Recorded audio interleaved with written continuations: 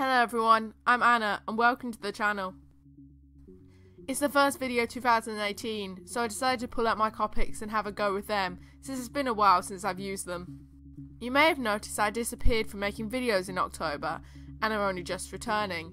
That's because in November I have this writing challenge I do each year, and I didn't have time to make videos during that since I was working on the writing challenge. And then December, I was so tired from the 2 previous challenge months, I decided to take some time off. But I'm back for now, and I hope to make some more videos for 2018. At the end of each year, I do this Copic piece of one of my OCs.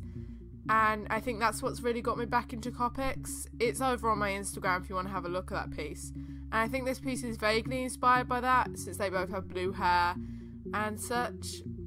The biggest difference between this piece and that piece, other than the size, this is an A5 piece, that piece is an A4, is the fact that one of my blue markers for her hair ran out midway through the piece, so there are parts where it looks kind of scratchy. You'll see that when it actually starts showing me painting the hair, but yes, the marker ran out, so that was fun.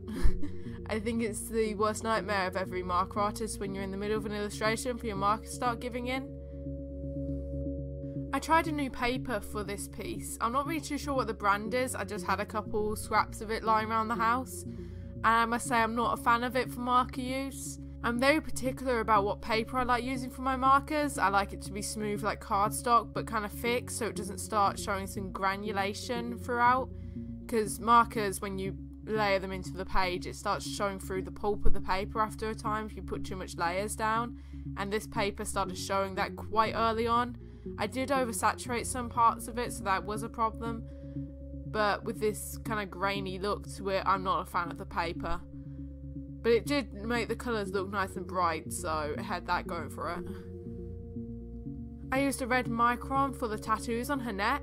I wanted the tattoos to be visible, you know, more than like if I'd drawn them in with pencil, but like not too visible, so that's why I didn't choose black for it, because black kind of would have distracted from the image, whereas red kind of adds to the skin tone, since red and the pinks I use for a skin are on the same part of the colour wheel. I particularly like her eye because I blended a red with blues and greens. I wasn't really too sure what colour I wanted to do her eye with, and I got this new red marker, so I thought let's just splash this in and hope for the best. I'm quite pleased with how that turned out.